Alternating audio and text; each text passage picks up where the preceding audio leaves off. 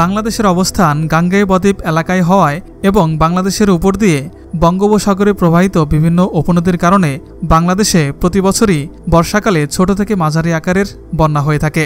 এর মধ্যে কিছু কিছু বন্যা বাংলাদেশের ব্যাপক ক্ষয়ক্ষতি করেছে।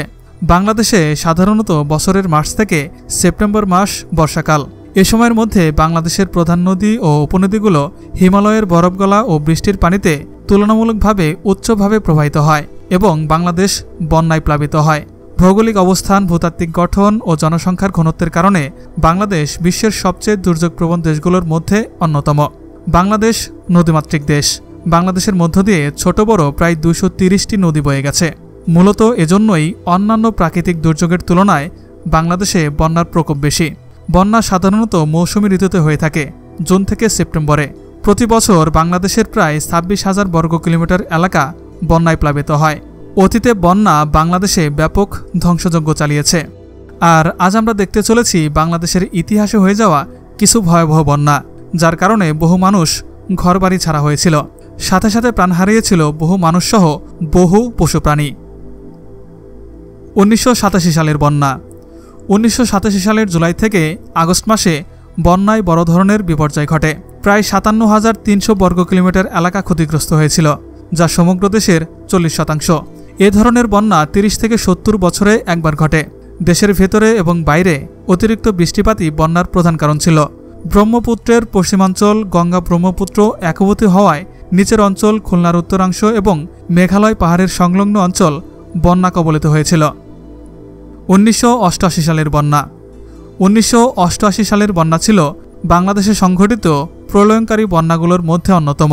আগস্ট থেকে সেপ্টেম্বরে সংঘটিত এই বন্যায় দেশের প্রায় 60% এলাকা ডুবে যায়। বেশ কয়েকটি স্থানে এই বন্যা 15 থেকে 20 দিন পর্যন্ত স্থায়ী ছিল। এটি ছিল দেশের ইতিহাসে সবচেয়ে মারাত্মক ও ক্ষয়ক্ষতিময় প্রাকৃতিক দুর্যোগ। বিশ্বব্যাপী গণমাধ্যমেও সেই সময় এই দুর্যোগটি সকলের দৃষ্টি আকর্ষণ করতে সক্ষম হয়। বন্যার মূল কারণ ছিল সারা দেশে প্রচুর বৃষ্টিপাত। একই সময়ে দেশের 3টি প্রধান নদীর পানি প্রবাহ একই সময় ঘটায় নদীর বহন ক্ষমতার অতিরিক্ত পানি প্রবাহিত হয়। এই বন্যায় বাংলাদেশের প্রায় 82,000 বর্গ কিলোমিটার এলাকা সরাসরি ক্ষতিগ্রস্ত হয়েছিল। 1998 সালের বন্যা। 1998 সালে বন্যা হয় আগস্ট মাসে। এটি বাংলাদেশে সংঘটিত ভয়ঙ্কর বন্যাগুলোর মধ্যে অন্যতম।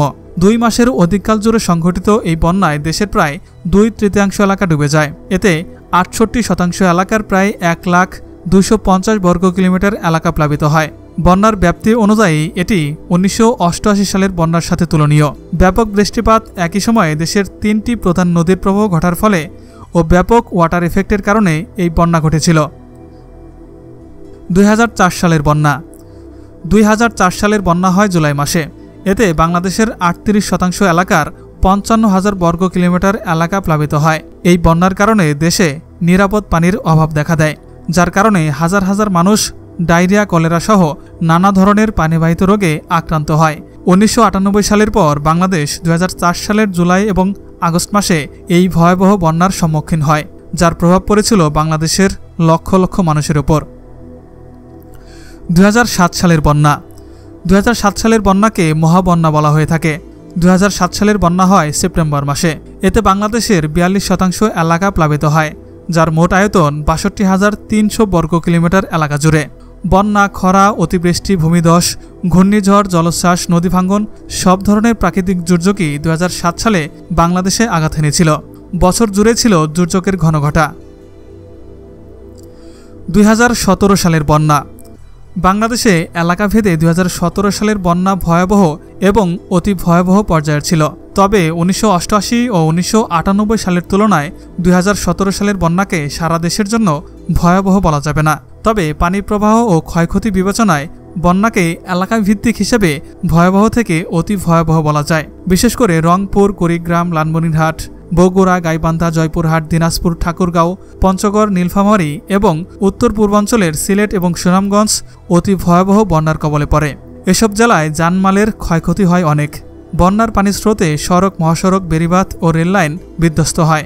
একই মাত্রায় বন্যা হয় ভারত, নেপাল ও ভুটানে। বর্তমানে 2022 সালে সিলেট, সুনামগঞ্জে ভয়াবহ বন্যা পরিস্থিতিতে রয়েছে লাখ লাখ মানুষ। পানিবন্দী হয়ে পড়েছে লক্ষ লক্ষ মানুষ। এই দুই জেলায় প্রায় 30 লক্ষ মানুষ ক্ষতিগ্রস্ত বলে প্রশাসনের হিসাবে বলা হচ্ছে। বন্যার পানিতে তলিয়ে সুনামগঞ্জ শহর পুরো দেশ থেকে বিচ্ছিন্ন হয়ে পড়েছে। সিলেটে ওসমানী বিমানবন্দরে ফ্লাইটে ওঠানামা বন্ধ করে দেওয়া হয়েছে।